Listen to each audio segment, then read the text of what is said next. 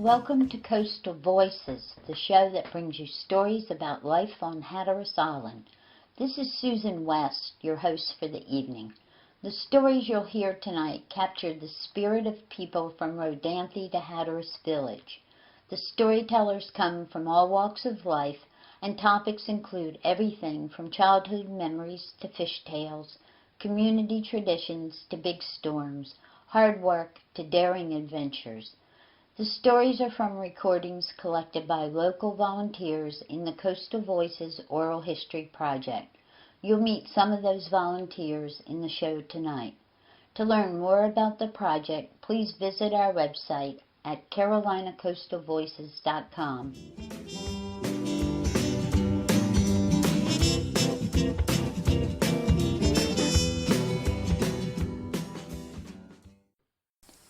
Jim Mitchum of Hatteras tells John Griffin about the U.S. Postal Service changing the names of Hatteras Island villages in the late 1800s. I know of the Postal Service maps that came out in the 40s. Mm-hmm. How do you reference them? Well, that's a real good question. They're really important. Back in the late 1800s, the Postal Service was establishing post offices up and down the Outer Banks. Well, they were kind of stuck with, what are we going to do here? We're going to record all these old Indian names for these different villages like Kinnikee, Chickamaucomico. No, we're going to change names, kind of like a government decision just made it for just economical purposes. And it's a real shame because we've lost names like Kinnikee. What did we get from the post office? We got Avon, A-V-O-N. So it's just a simple spelling. Chickamaucomico, I mean, what a great name. How do you replace that? You come up with names like Salvo or Waves or Rodanthe. And speaking of Rodanthe, where does that name come from? We have no idea. Is it on a whimsy from a post office employee or what? The name Trent, it used to be Trent, North Carolina, here on the Outer Banks. It's present-day Frisco. Why did they change the name from Trent to Frisco? Well, the reason for that is when they're establishing this post office down here in Frisco, there was already a Trent, North Carolina. It's over near Newbern. So they had to come up with another name. And local legend has it that the postmaster who had been assigned here on Hatteras Island was actually from or had been stationed in San Francisco. And the post office, they're saying, no, you're not getting to San Francisco. But so they settled on Frisco, North Carolina. Great. Postal Service was in many ways a lifeline in the early days of Hatteras Island. How do you relate to that? Well, there's another good question. You got to think about what time period we're talking about here. This is before Highway 12, right? So most of the post offices, practically all of them, were waterfront establishments. They were along docks and so forth. The post office in Hatteras Village was very close to Odin's Dock, right on the waterfront of Hatteras, right near the breakwater. There was a post office in Frisco, which was on the waterfront. It was down behind the present-day Native American Indian Museum in Frisco. The one in Buxton was behind the present-day post office on the waterfront. Matter of fact, there's a road right by the post office. It's called Mail Landing Road, and you had to go down to the waterfront. They didn't drive trucks up and down the highway. There was no highway, so they had to bring their mail in by boat. The one in Kinnikee was in the village of Kinnikee, very close to the waterfront, very close to the harbor, present-day harbor in Kinnikee. The one on up in Chickamaucomico was right across the street and from the Chickamaucomico life-saving station. Their basic transportation was by boat. They certainly didn't drive up and down the highway in trucks.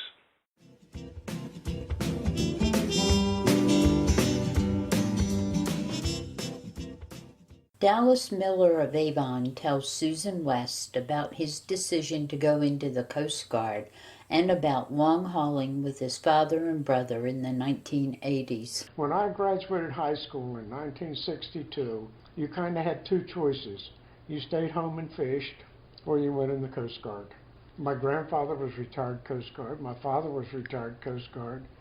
I had 3 or 4 uncles, and their children were in or retired. And my brother was retired. I was in charge of recruiting at one time, and I enlisted my nephew. Okay. So he was the 4th generation of the Coast Guard. Wow. So, Isn't that now, something? really, back then, it was only, we couldn't afford to go to college. You know, you stayed home and you commercial fished or went in the Coast Guard. But I can remember when I was in high school in the late 50s, early 60s, I used to go with my dad in the summer. And I can remember more times than not that, you know, you just didn't have that many fish. There wasn't no boatloads of fish. You know, I guess they scraped a living out of it. Well, when you caught fish, were there fish houses here in Avon? Yeah, right down where the harbor is, right down from where Tillman's is now, is George Gray's fish house. Right. Right there. Okay. And that's where we sold. Do you know where that fish went to? Now, let me take it back. There was another fish house there. Tillman moved in at that time. George sold to, I think it was Globe Fish Company. Now, I can't remember, it was Globe out of Hampton, I think, but I'm not sure. Now, Tillman, when he first moved there, it seemed like to me that he sold to Billy out of Elizabeth City. Tell me a little bit about the fishing that you did in the Sound. What type of nets did you use? We had a long haul net. It was one net probably about 2,000 yards long. You used 2 boats, one on each end of the net, and you pulled it for, well, depending on what set you were in. You know, some sets you pull longer. You pulled it for, say, an hour or 2 hours. Okay. You came together in a big circle, and then you had a third boat, but it was our net skiff, and that was for nothing, just putting the net in. Okay. So when you came together in this big circle, 3 guys got on the net skiff and 1 got on the run boat, and they called it ring hauling. Ring hauling? Ring hauling, and that's when it was actually a circle, so it was a ring, and the one boat would tow that net skiff around. As it towed it, you brought the net in until you come to the bunt. Bunt was a deep part of the net, and you would purse it, and what that was doing was pulling the bottom together so the fish couldn't get out. And you put one side of the net on one boat, one was on the net skiff, and you took dip nets and just bailed them into your boat.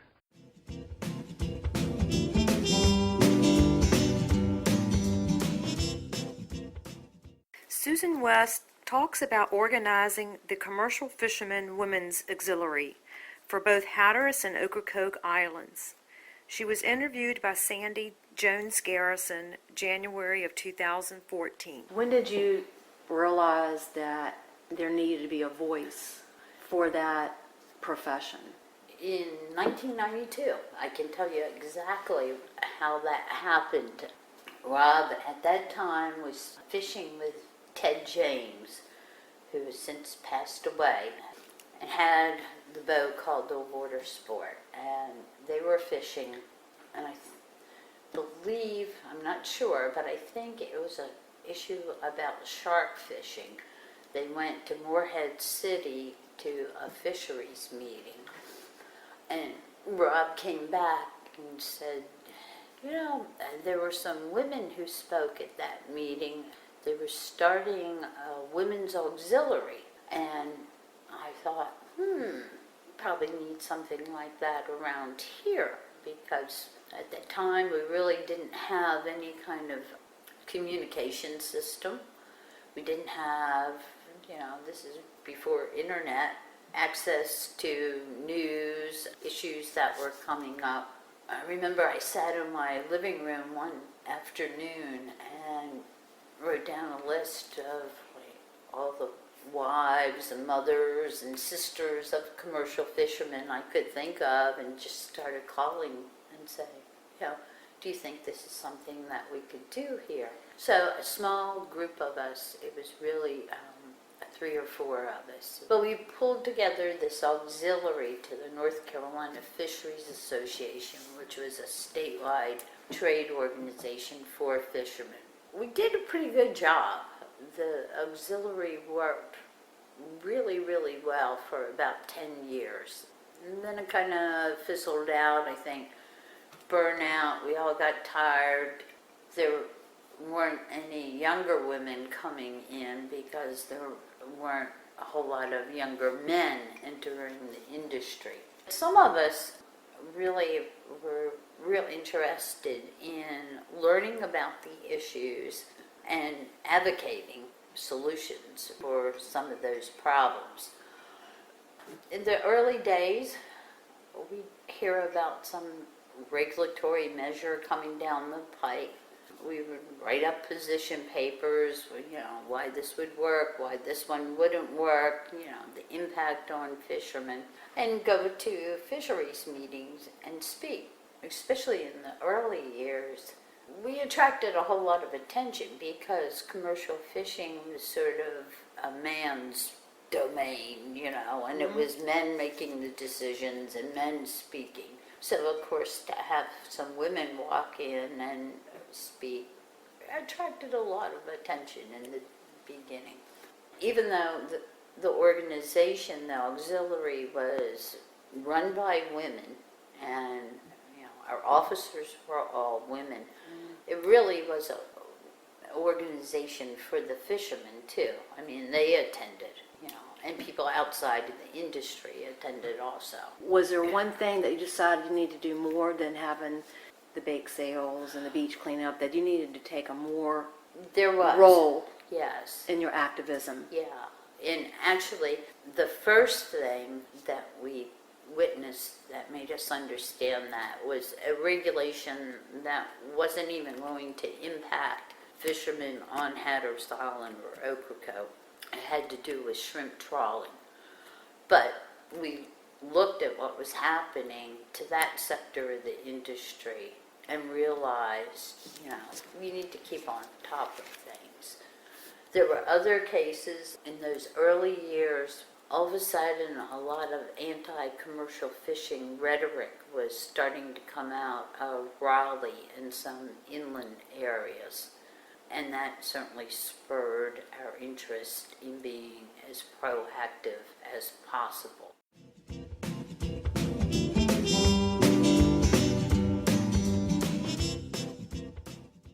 In an interview with Susan West, Mike Helminski of Waves talks about working as a hunting guide at the Gull Island Gunning Club.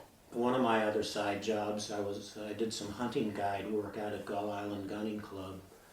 And where is Gull Island? Gull Island is southwest of Salvo, maybe about 5 miles.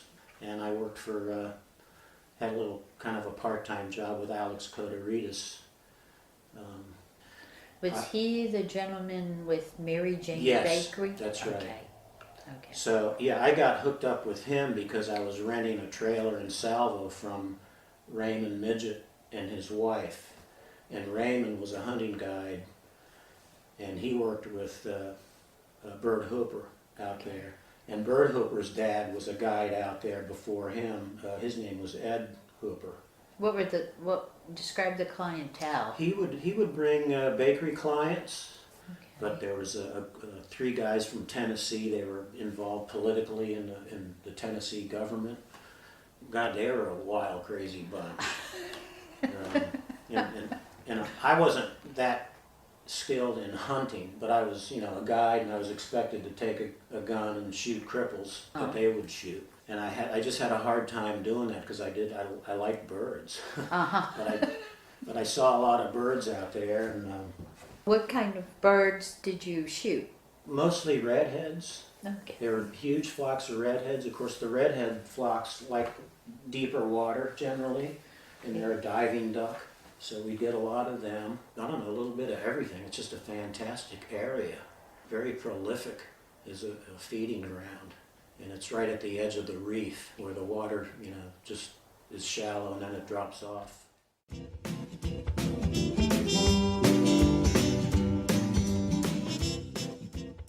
In October of 1880, the William P. Cox schooner was lost at sea, which took the lives of 6 Hatteras men, all related. Elizabeth Browning Fox tells the story to Sandy Jones Garrison on February 12, 2014. Zorobabel, he was in the late 1870s, he was already captain of Durance Station, life-saving station. His other brother, Edmund Dixon Burris, was known as Captain Dick.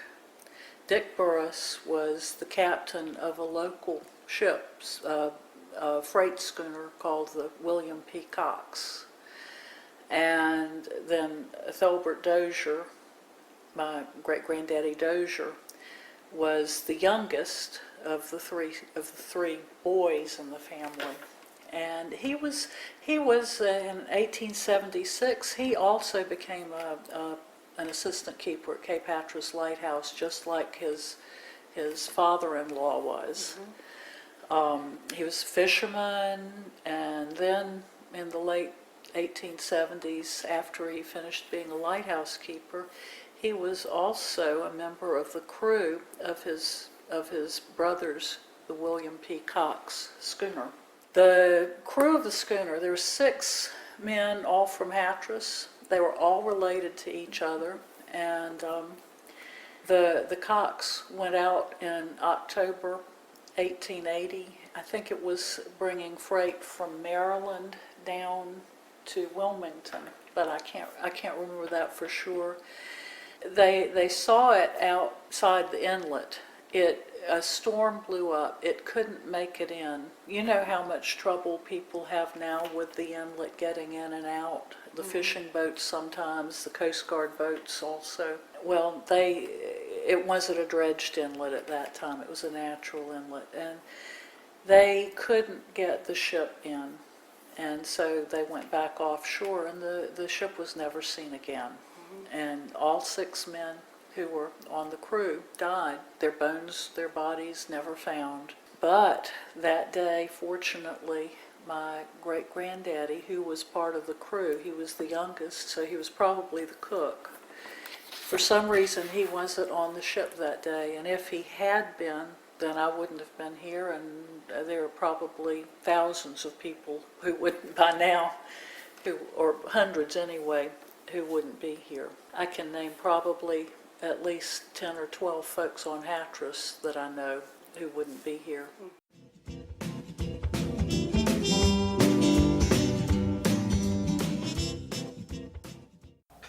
Darren McBride of Frisco pound nets with his father Bob.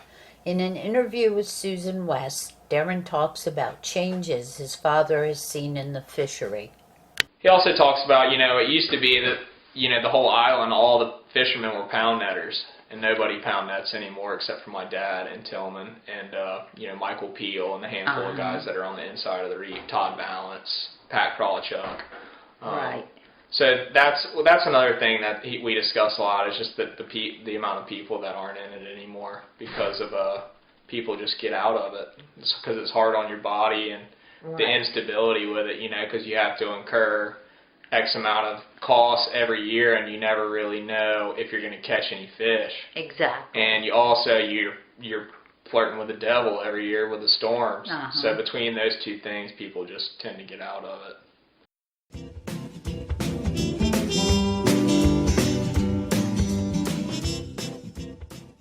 Jim Mitchum shares a story with John Griffin about Lacey Wilbur Austin traveling from Hatteras with his mother by mailboat, train, and pony cart to visit his aunt, who was married to the lightkeeper at the Cape Henry Lighthouse.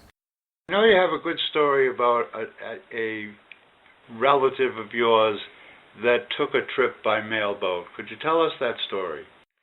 Well, I got to go back just a little bit. This is my father-in-law. His name was Lacey Wilbur Austin. He was born in 1911, and he passed away in 1992. He was living with my wife and I, his daughter, Diana, in our house in the Larchmont section of Norfolk, near Old Dominion University. His wife had passed away. Her name was Murtis Sybil Balance Austin, and she had passed away in 1991. And back in the early 90s, I was driving somewhere, and there used to be a train station here, Lacey. Back in the early 1900s, he turned to me, he says, "Yeah, I know. I rode a train from here to Virginia Beach one time. Matter of fact, we had caught a mailboat in Hatteras, rode it up to Manio, spent the night, and then another mailboat took us to Elizabeth City, and then we went up to Norfolk and caught the train to Virginia Beach and got on a pony cart and rode it up to the lighthouse in Virginia Beach." Well, how old were you, Lacey? He said, "Well, I was 6, 7 years old." So we're talking 1916, 1917, just prior to World War I. "And you were with your mom?" He said, "Yeah." And her name was Virginia Darros, and she was born in 1893. So she's probably about 25 years old at the time. "So you got on a mailboat and you went up to Manio?" He said, "Yeah," and we made several stops before we got there. "Probably got on a mailboat in Hatteras Village, probably went to Frisco, Kennekeet, up to Rodanthe, and then rode on to Manio." So she has a sister, his mother has a sister in Manio at the time, lived close to downtown. They probably spent the night right there, and got on a mailboat in Manio again and rode it up to Elizabeth City. So Elizabeth City, you got the Pasquotank River. They probably rode that mailboat right on the Pasquotank. Got on the old Dismal Swamp Canal, which was the old intercoastal waterway. Rode it up to the lock system up in Deep Creek, that section of Chesapeake now, and came out on the southern branch of the Elizabeth River and rode it right to downtown Norfolk. But you got to think about it's a day's trip from Hatteras to Manio, and a day's trip from Manio up the Dismal Swamp Canal all the way to downtown Norfolk. So now we're talking 2 days. How long does it take you to drive to Virginia Beach nowadays? 3 hours? I mean, what is it, 150 miles? So they get on a train in downtown Norfolk, and it's a straight shot all the way to the ocean front of Virginia Beach. Rode the train all the way to the ocean front. There was a train station down near 17th Street, down where the old Virginia Beach Dome was located.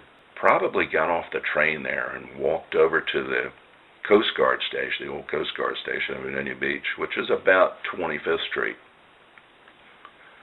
Probably called the lighthouse in Cape Henry, and then a pony cart carries them from there all the way to the lighthouse in Cape Henry. So that 3-hour drive you took from Hatteras to Virginia Beach probably took him about 3 days.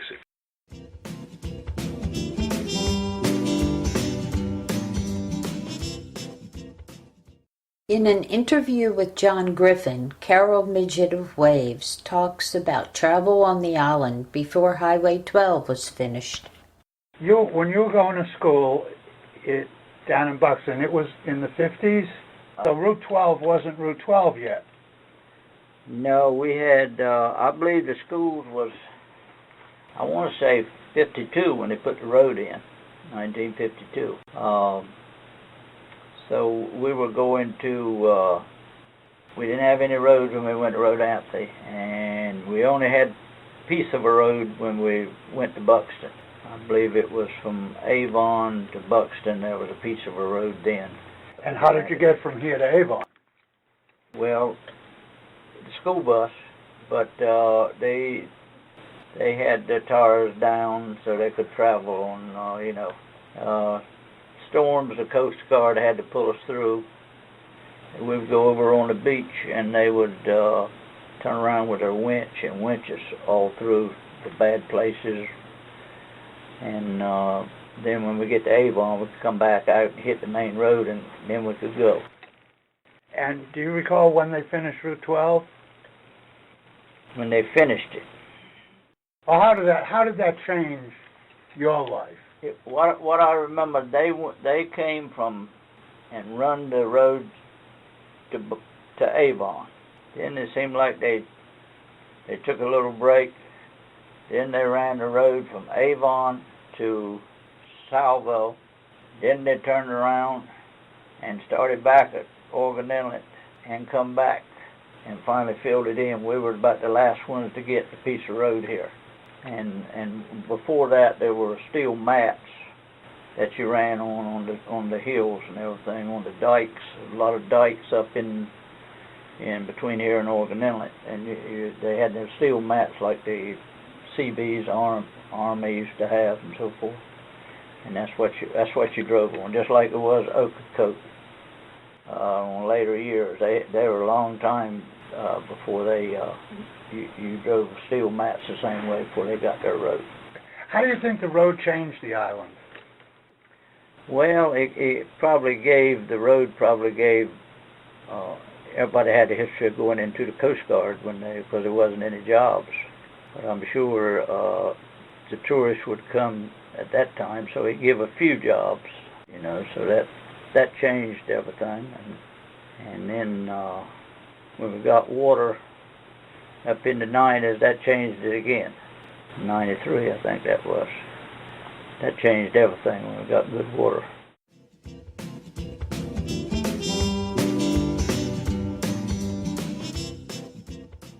Susan West comments about local seafood and her involvement with NC Catch. She was interviewed by Sandy Jones Garrison, January of 2014. I'm still focused on general policy. In other words, my attention really isn't directed at something like a particular closed fishing season or a gear restriction, but my attention is on sort of broader issues, like who will be able to fish in the future. Are we implementing regulations and policy that help us get to that point where we want to get in the future? Have we considered that it's very difficult for young people to get into the industry now? When my husband got into the industry, he worked several years as a mate. And then we bought our first boat, was a shad boat for pound netting in the Sound. The boat cost a couple $1,000, and that was the expense and the expensive gear of the net. Now, for some fisheries, we have permits that you have to buy that can cost, sea scallop permit is several $1 million.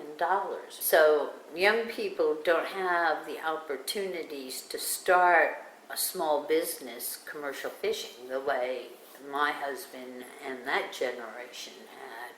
Are there things that we can do to help young people? Are there things, another thing I've been involved with recently is working to ensure that seafood is viewed as a local food.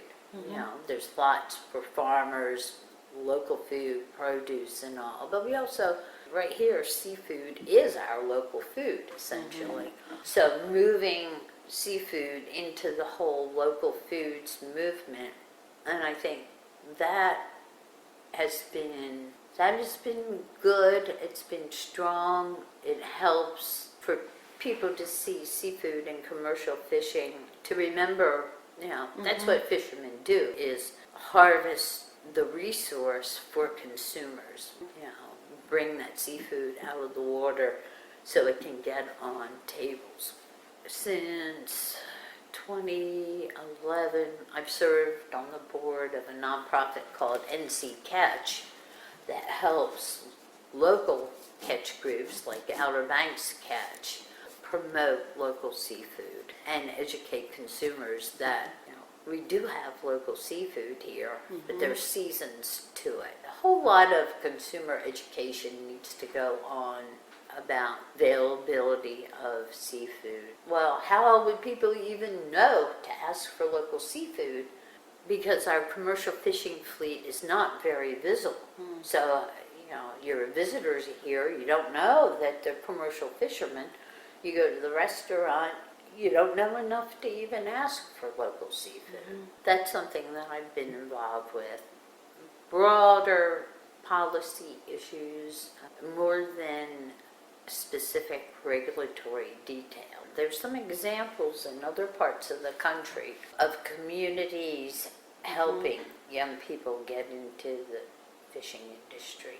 communities that don't want to lose their working waterfronts, don't want to lose the commercial fishing as both an economic activity but also as an important heritage component. So we need to look at some of those communities and learn more about what they're doing and see if we could do that in North Carolina.